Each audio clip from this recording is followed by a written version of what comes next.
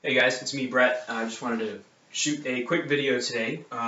It's been a couple of weeks since I've done any of this kind of work, but we're going to be looking at ways to make arpeggios, just major and minor triads, nothing, crazy. But we're going to be using tapping, and we're going to be using some of the stuff we've worked on in Mental Map Part 5, where we took all of these little 6-note per string shapes and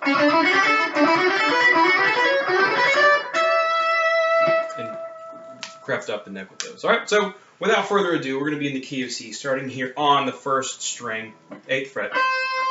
And the C scale goes C, D, E, so that's 8, 10, 12, F, G, and then A, B, and C at the end. But we're just going to stick with the first 5 notes.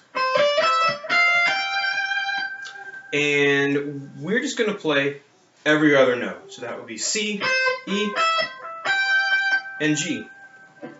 And so here's the tapping pattern we're going to use. So we're going to tap the G note, or the 5th note in the scale. We'll just call it the 5th. And then we're going to pull off to C. So we'll do that a couple times. Actually, more like. So the right hand is just going to hit the G note very steadily like that. And we're going to pull off to C. And then we're going to add a nice little level of complexity. We're going to hammer on the E note. And then we're going to repeat that, but we're going to tap, pull off, pull off. So it's going to go tap, pull off, hammer, tap, pull off, pull off.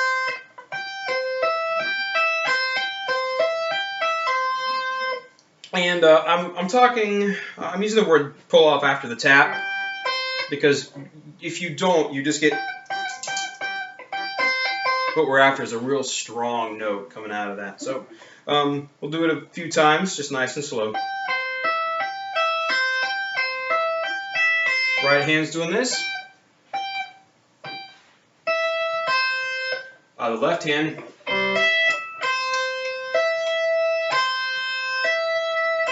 So nothing real fast or crazy or difficult. It's just the timing. So we'll do it a few more times. 3, 4.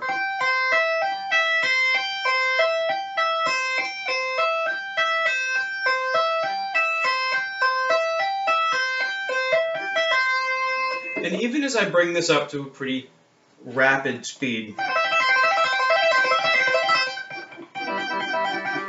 I mean, anybody can do this. You can do this on the table. McFly. And this hand's going.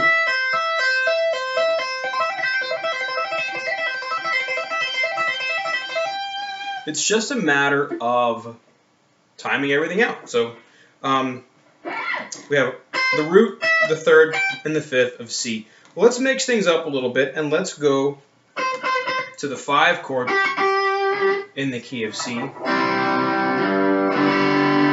is G major, or G7. All right, so to do this, we are just going to move up 1 string on the same frets.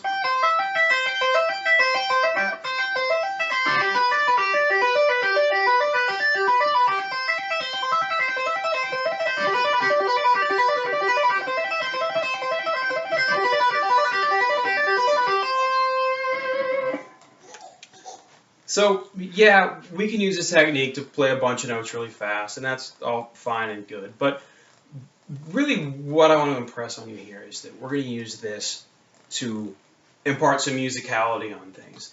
And let's say we had a chord progression that went C, F, G. So this is called a 1-4-5 progression, because we have the first chord in the key, C, and then C, D, E, F, the 4th chord in the key, C, D, E, F, G, the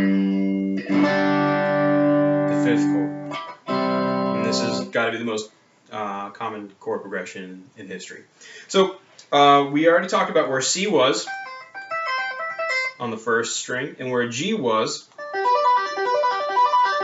on the second string. Well, if F and G are just the same shape, 2 frets apart, you can play them that way.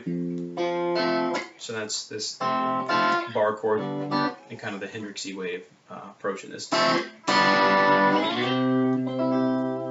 we can do the same thing with these tapped arpeggio shapes. So C in the 8th position, F is the same thing in the 6th position. So this is going to be the 6th fret, the 10th fret, and the 13th fret. And then we're going to take that, move it up 2 frets, and then so if we had if the progression went C for 4 beats, 3, 4, F, 2, G, 4, C, 2, 3, 4, F, 2, G, 4.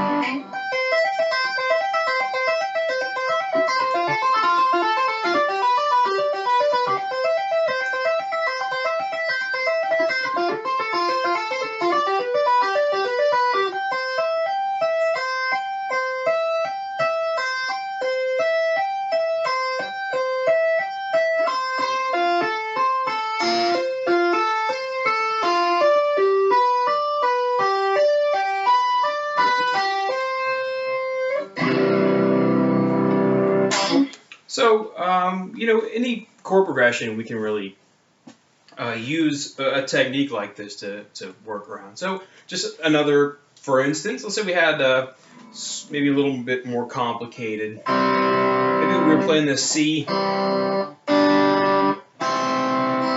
of walk down thing that happens in lots of songs with Dust in the Wind, right?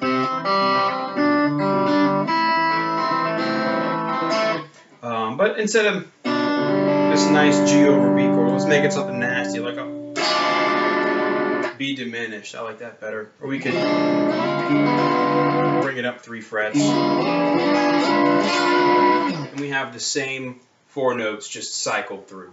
That's kind of a cool fact about diminished chords. So we'll play it. So C, B diminished, A minor. The same thing, F, and then back to C again. So let's look at the arpeggio. So we have C. Now this B diminished arpeggio, we're going to start here on a B note. We're going to play B, D, and F. So each one of those are 3 frets apart. So from here,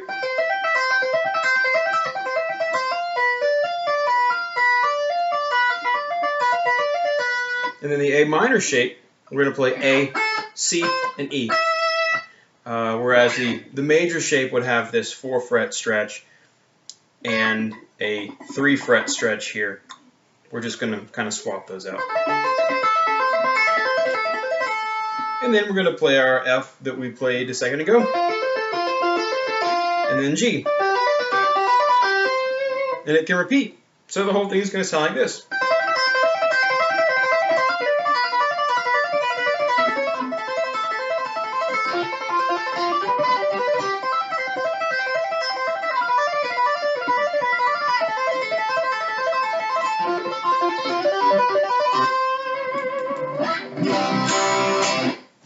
So kind of a cool tactic for if you're trying to write a lead over a chord progression, you can throw this in to kind of flavor things up a little bit. A lot of times we get stuck in this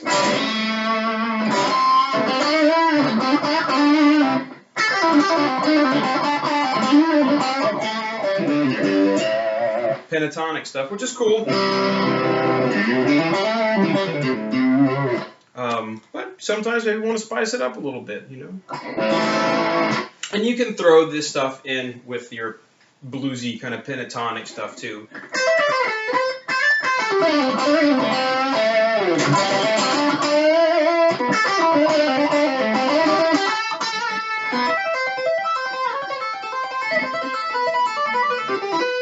You know, maybe be a little more thoughtful and organized about it than that, but it's definitely out there.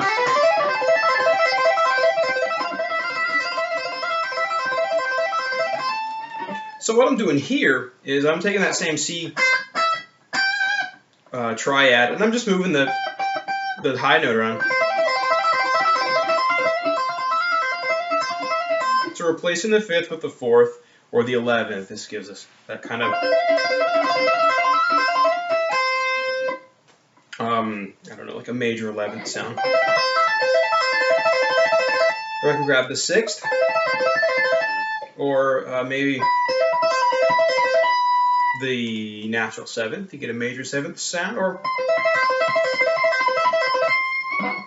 the root note. Those are the notes you can do, is just kind of imply a little more tonality by adding in the 7th. So it's just going to be 2 scale tones up from wherever your tap note is. So in the case of a C major, we'd have G, A, B would be our 7th. So I can kind of ping pong back and forth between those two, the 15th and the 19th frets.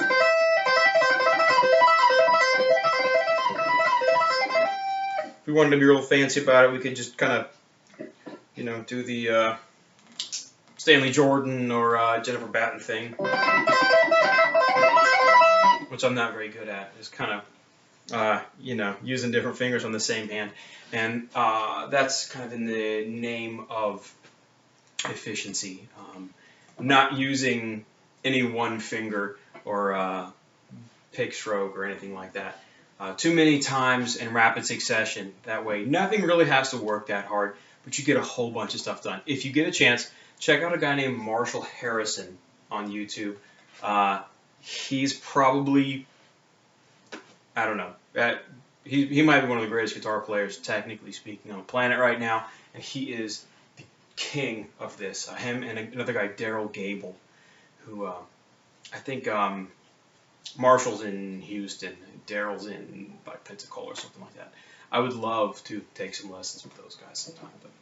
But anyway, I hope you enjoyed this one and get the tapping. I know it's kind of a passe technique anymore, but this flannel and suspenders and beards and Telecasters thing is going to blow over, and people are going to be like, "Hey man, remember all this cool crap we used to do?" That's just my opinion. That's my hope anyway.